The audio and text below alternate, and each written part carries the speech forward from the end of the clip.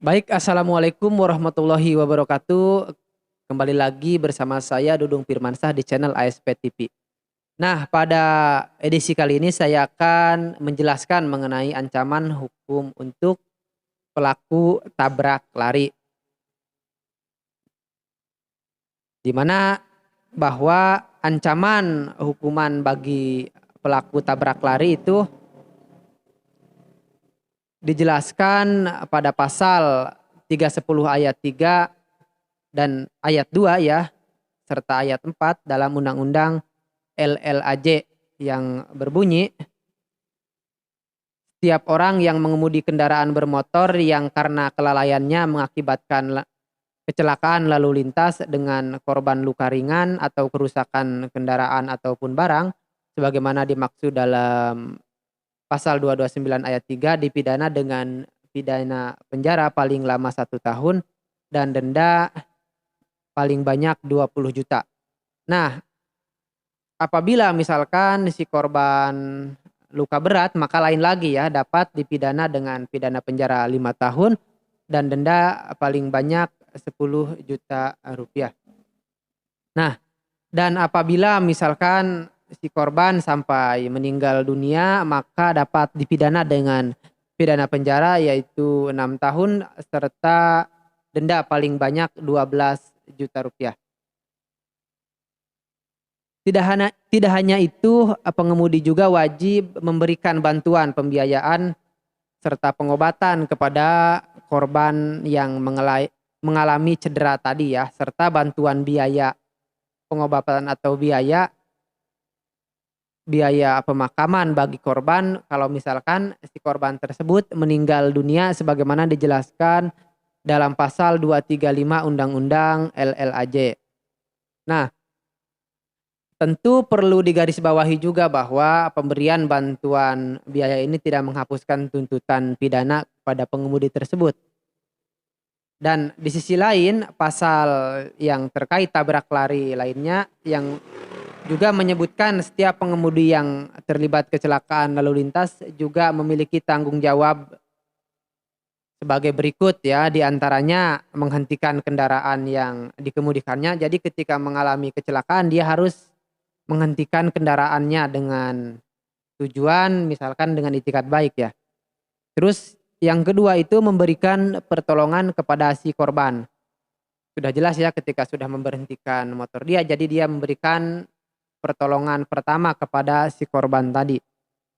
Yang ketiga, melaporkan kecelakaan kepada kepolisian Republik Indonesia atau Polri ya yang terdekat, misalkan kejadiannya di mana gitu. Jadi kantor kepolisian terdekat, maka ia harus segera melaporkan hal ini dengan tujuan misalkan agar hal yang tidak diinginkan tidak terjadi, seperti misalkan terjadi main hakim sendiri karena sudah menjadi rahasia umum ya. Dan yang selanjutnya itu memberikan keterangan terkait kejadian kecelakaan. Nah, poin selanjutnya si orang tersebut harus memberikan keterangan yang sejujurnya kepada pihak yang berwajib tentunya.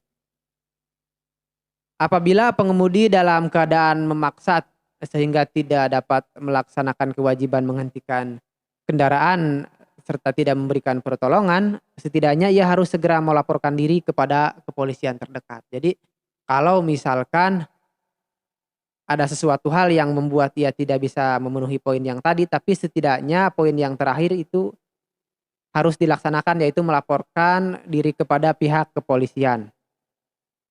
Nah, terkait dengan tanggung jawab pengemudi yang menyebabkan kecelakaan lalu lintas, di masyarakat dikenal dengan istilah tabrak lari, yaitu di mana mengemudi kendaraan dan terlibat kecelakaan, tetapi tidak menghentikan kendaraan dan tidak memberikan pertolongan kepada korban.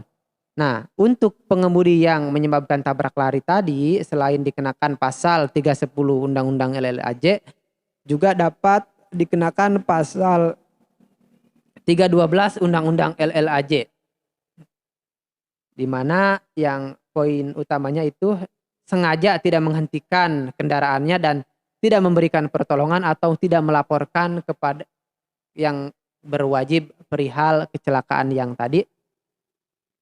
maka dapat dipidana penjara paling lama 3 tahun dan denda paling banyak 75 juta rupiah. Nah, terkait dengan aturan yang menyangkut kasus tabrak lari tadi, bahwa belakangan ini Polri juga menerbitkan peraturan terbaru yang membahas mengenai registrasi dan identifikasi kendaraan bermotor yang tertuang dalam Perpol nomor 7 tahun 2021. Yang dimana dalam aturan tersebut upaya pemblokiran kendaraan yang digunakan oleh pelaku tabrak lari tadi dapat dilakukan karena terkait dengan penegakan hukum pelanggaran lalu lintas. Nah, dan juga dalam pasal 87 ayat 1 Perpol nomor 7 tahun 2021, unit pelaksana